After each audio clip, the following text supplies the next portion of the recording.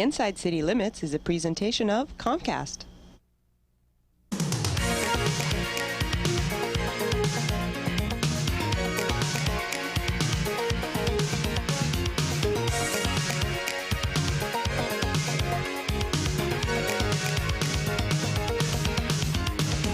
Gung Hei Fat Choi.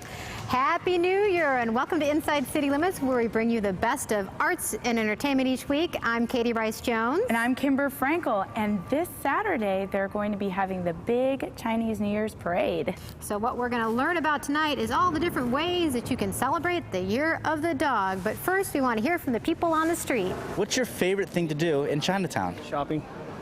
Looking for a bakery so I can buy some shou pao. What is that? It is a a barbecued pork bun. Walking around, shopping and eating. So, Katy, I've never gone to this particular parade before. Have you? Well, I have and I haven't. If you consider, being in an office building looking down on the parade, then I've been there. But I've actually never been on the street, and I guess there's just so much energy. It's really incredible. I know. I want to check it out this year. I missed it last year. I'm so sad. I know. And, the parade has actually been around since 1860, believe it or not. And it's one of the few remaining night-lit parades in the country, and it's actually been voted one of the top 10 best parades in the world. So in order to get ready for this parade, let's take a walk through Chinatown.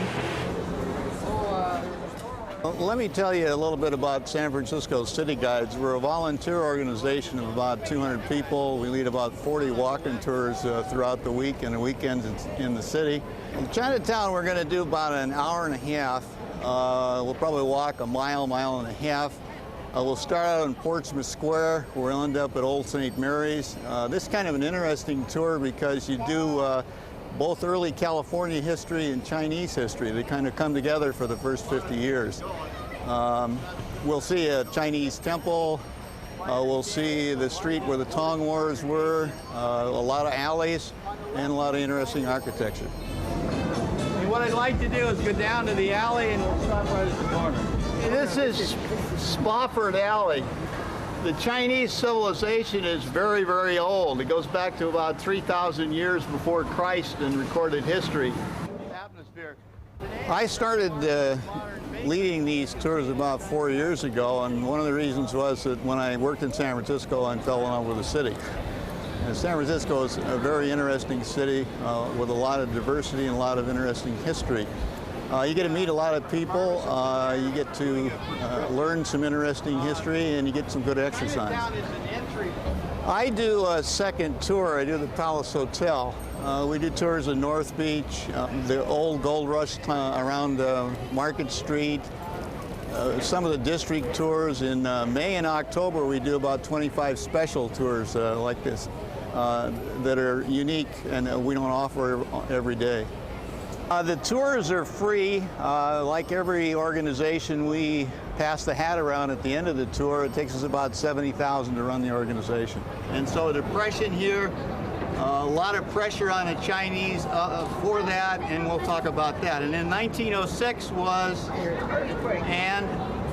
fire. And you should capitalize fire because the earthquake did damage. This tour is unique in the sense that everything you're going to see on the tour is after 1906 because the fire basically leveled Chinatown. And it's also a history of a people that were pretty well discriminated against and did an outstanding job of handling that. A couple of ways to contact City Guides. His phone number is 415-557-4266. Or you can use a very nice website, www.sfcityguides.org. Chinatown.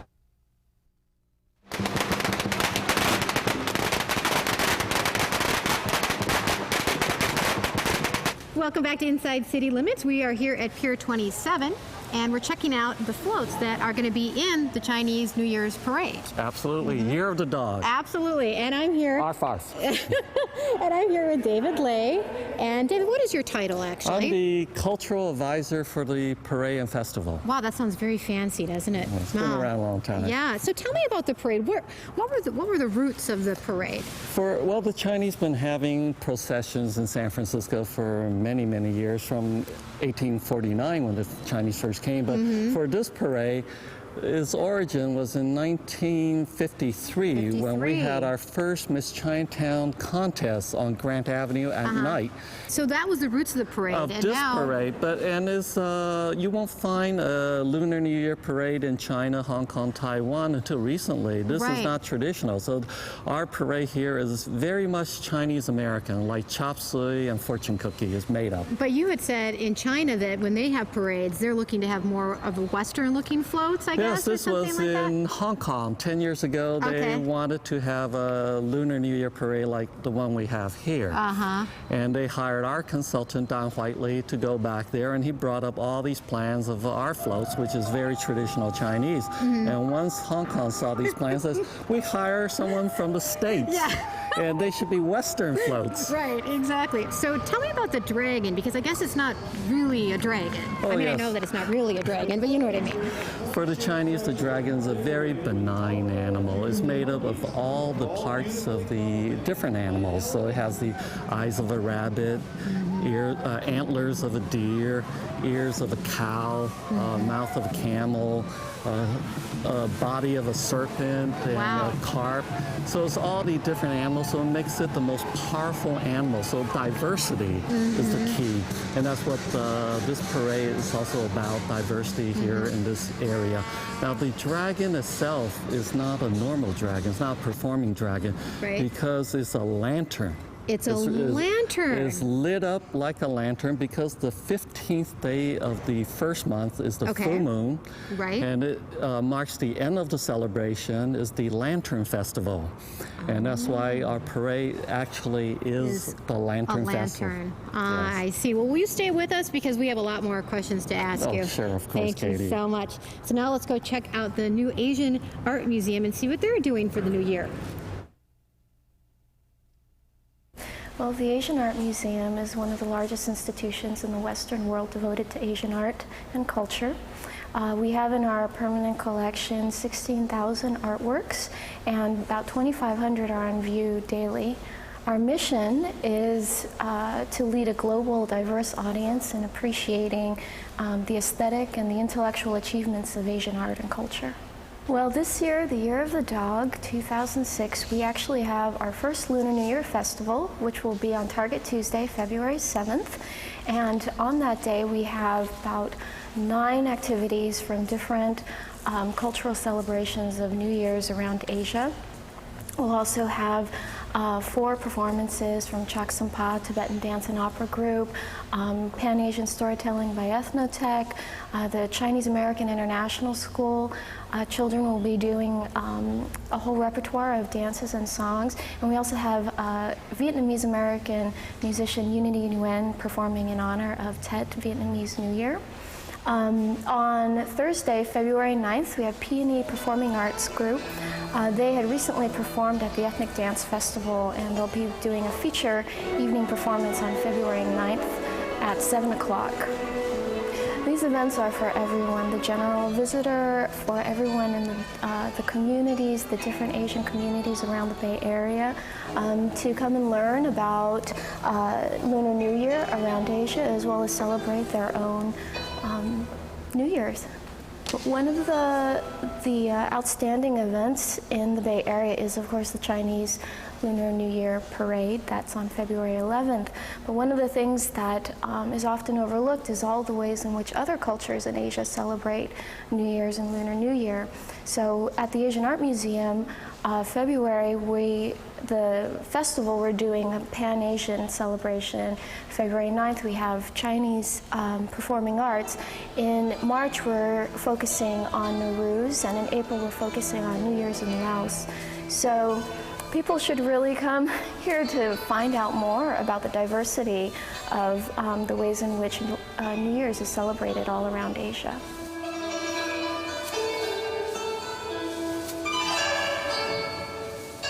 So David, tell me about the Year of the Dog. Year of the Dog. Yes. All year, well, aside from it's going to be a Bow Wow year. Oh. But for the Chinese, if a dog wander to your home, that's very good luck. Ah. That means your house will be prosperous. So this is going to be a very good year for the stock market. People born the Year of the Dog, very stubborn, but very loyal, intelligent. In any case, let's get down to the parade, the day of the parade. When is the parade happening? The parade's going to be February 11th. February 11th. It'll start 5:30 from Market and 2nd. It'll go on Market into hit Stockton Street. Okay. It'll go on Stockton Street, make a right turn on Powell Street, and loop back around on Post to Kearney. Left turn on Kearney all the way to Washington Street. So that's the route. And if you like crowds, be near Chinatown. If you don't like crowds, be at Market and 2nd. Watch it from an office building or something and look down on it. Yeah. So that's when the parade is, and I understand there's also a festival. Is that prior to yes, the it parade? should be a whole day event for families. celebration. There's many things going on. Take BART or take public transportation. Come early.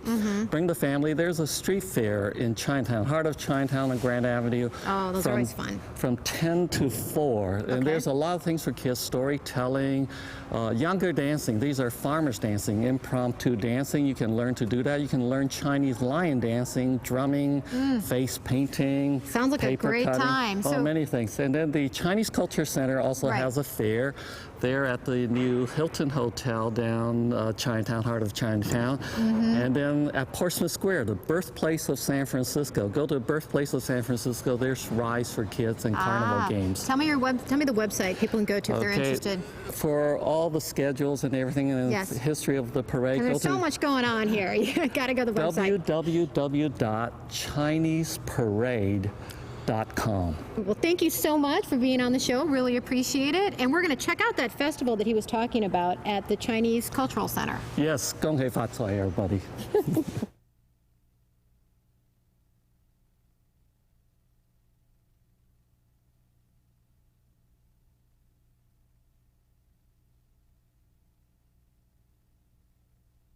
The Chinese Culture Center was first founded in 1965. A group of very concerned, Chinese and Chinese American decided that, we need a culture center to help preserve and promote Chinese and Chinese American culture and art. Each year we have a 2-day celebration of Chinese New Year, and it's about 2 weeks after the first day of Chinese New Year, and it falls on the weekend. This year it's going to be February 11th and 12th. The Spring Festival has been here, I think, ever since we opened our doors. We offer a 4-hour performance of Chinese dancers, singing, musical instrument, martial arts, opera, and we also have cooking demonstration. We set up booths to show arts and crafts, paper cutting, calligraphy, Chinese painting. We also sell a little bit of, food, because when people come, they always expect to see some food. And this year it's especially, I think, meaningful to us because we just moved back to this location. For the past 7 months, we have been operating at a temporary space because the whole building was undergoing renovation. We are almost finished. We've tried to put the finishing touches together. So this is the first Spring Festival in a newly remodeled auditorium. The festival is for everybody. Visitors to to San Francisco, to Chinatown, community people, anybody, and it's free.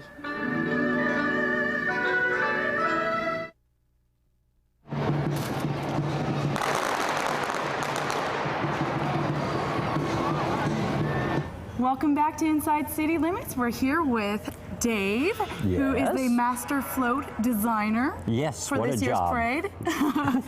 And I got to tell you, we have been just glittering like crazy down here. Oh, I can imagine. You know, my parades start, well, every day. The brain never shuts off. But what I have a tendency to do is walk through all kinds of places and look at little things in a big way. Uh-huh. In this case, look, I got a little thing right up my What is sleeve this? here. Well, it's a surprise for this New Year's. Look at that. Oh, it's the dog. Now, yeah, isn't that a cute little dog? That's the problem. It's cute and it's little. Yeah. I bet it would look great if it was about 11 feet tall. That would So be nice. I take a truckload of styrofoam, I block it up. It looks like a moving van when I get done. And we start cuddling and whittling, and here is Oh my gosh. King Dog this year. And he's grown a lot better, and frankly, I think looks a lot cuter. Oh, But he does. He's it all all starts golden. off with a little idea. And that's the way we look at many of our things. Mm-hmm. We may see a little Chinese doll, we may see a little statue, I may see a picture in a book or a little scribble somewhere, and I just make it very, very big. And that's what makes it so exciting. It's the scale. We've learned that anything less than 6 feet looks like a postage stamp out on the street, and people don't know what it is. So we have to build in at least 11-foot range to even become recognizable. I just can only imagine the man hours put into this. It must Well, be tremendous. It's challenging, and we pay for a lot of those. Yes. So it's about 200 man hours Oh my gosh. per trailer. Now, we have a good team. We can whittle down some of those hours, but we always get a float that we think's the easy one and turns out to be the hard one. So we never know what the luck of the draw is. What we try to do is make more winners than losers. So are you nervous at all about any of the floats not being done by the day of the parade? Well, you know, I have to take you to the workshop. We have a countdown clock there, and every morning we greet the crew. And this morning's greeting was 6 hours, 20 minutes, or 6 days, 20 minutes. Oh, wow. That probably guarantees none of us will sleep tonight. Wow, I feel for you. Oh, well, I should point out I'm only 29, but look what the stress has done to me. Well, thank you so much for sharing with us. Oh, thank you. And look, you know, you look like you're not doing much. I got a can of glitter over there. Oh, no. And you would look very good in chartreuse before you go. Oh, you're so sweet. Well, and now let's check out an exhibit.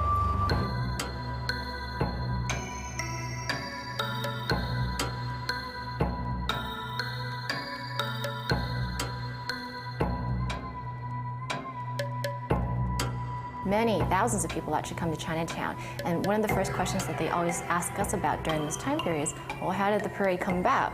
So we thought this would be a great time to have this exhibition out here to talk about, well, how did this come about? What are some of the traditions, the festivals, the events, and the people that were involved? So we actually created this kind of a pictorial history that kind of walks us through, well, what were the early beginnings of the parade? What were some of the people that were involved with it, some of the groups that actually participated in the parade, and all the different events and festivals and activities that surrounded it. A lot of these photographs and artifacts actually date all the way from the 1870s all the way up until 2004. And a lot of these images really kind of just really provide a viewing point, a historiography, I guess you would call it, of the early parade participants. You know, there's a lot of great images here that talk about, you know, some of the family, community, and because the parade early on was very much about the community involved. It wasn't just about the individuals, but it was also about the businesses that came together and put this through so that there was a larger celebration.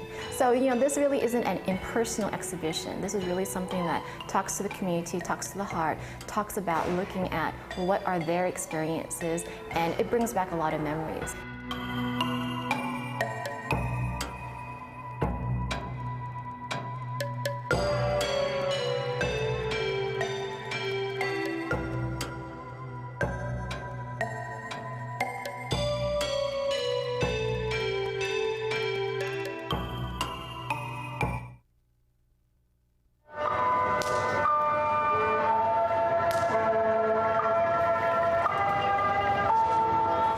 Welcome back to Inside City Limits. We're here at the Float Barn where the floats are being made for this year's parade. And joining us now is Jack, who's part of Comcast. Thank you so much for being on the show. Thank you for having me. So this is the year of the dog, correct? Yeah, which is Gaoling, which is how you say it in Chinese. Oh, thank you. I didn't know that. Just wanted to inform you a little bit.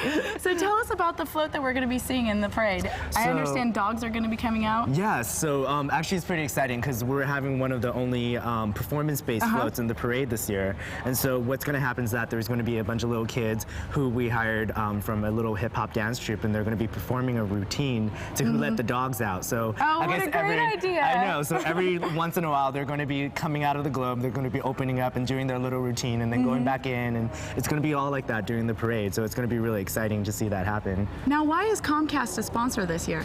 So I guess because the Asian community is 17% of the West Bay households, and also we want to let them know that we have international programming such as JTV and CCTV, who we're in partnership with this year, and also letting them know that we want to demonstrate our continued involvement in their community. So that's why we're being involved.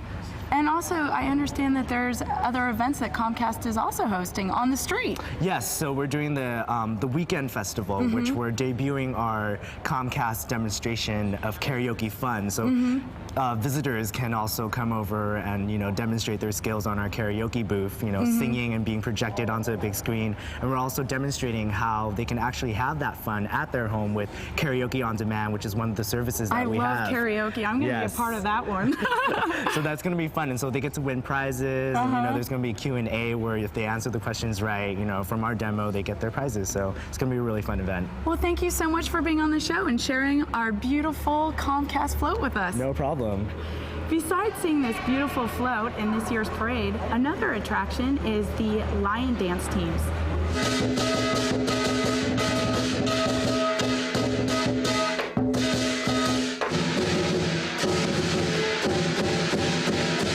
Yogo Moon Martial Arts Lion and Dragon team originated from Hong Kong. The first Grand Master, he was actually in World War II. He started teaching combat back then, and he created into martial arts. And we've actually been spread over to America. We have a group in Australia, Canada. Actually, we're worldwide. We're known for lion dancing, but we do practice martial arts, and we emphasize a lot on discipline. And we do a Southern style martial arts, which is a combination of long and short hand and weapon sets. Our group has been very successful. We compete regularly. We had several tournaments here in 91, 93, and 97, which we've won. And actually the past year too, it was actually a new tournament that was thrown last summer. And we've also been around to travel in China and actually have an exhibition, representing USA. I myself, I've been to Malaysia to compete in 1990. And in 1997, I entered the Tat Mao Wong tournament and got first place. Over here for this right here, trophy. So, and we also do fundraisers, self-help for the elderly, which we do annually every year. It's actually a great thing for us to do to help the elderly people. And we actually do fundraiser for Chinese hospitals. There's several that we do it for, but those are the two main ones. I've been doing it for about 18 years now. I mainly came here because I met a lot of friends here, and that's what kept me here. All of my best friends are actually from here, and we grew up together since we were like 8 or 9 years old. My passion for martial arts isn't as great as it is for lion dancing, but I'm glad I had the opportunity to learn martial arts. That made, when I did lion dancing, made me a lot stronger. And it helped me to actually have something to feel about my life that's worth doing instead of just one single thing. Like, this is a great hobby that I actually want to work hard for, just like I do as if my own career, as another job.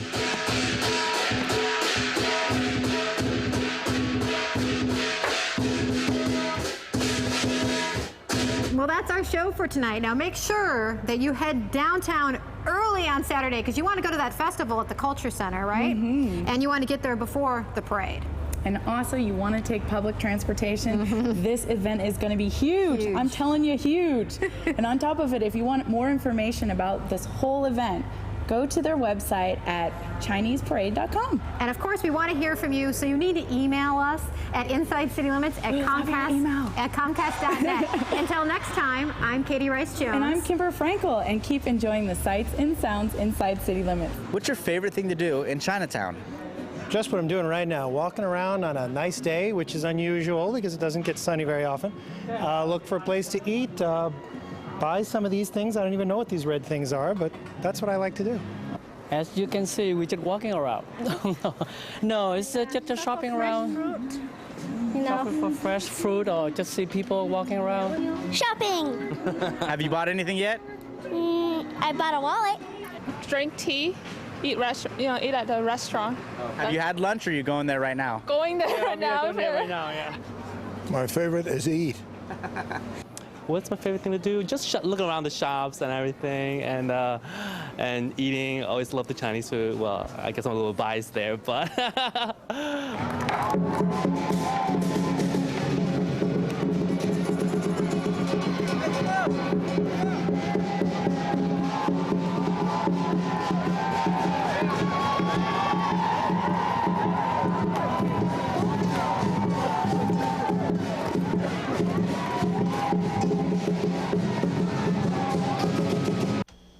Inside City Limits is a presentation of Comcast.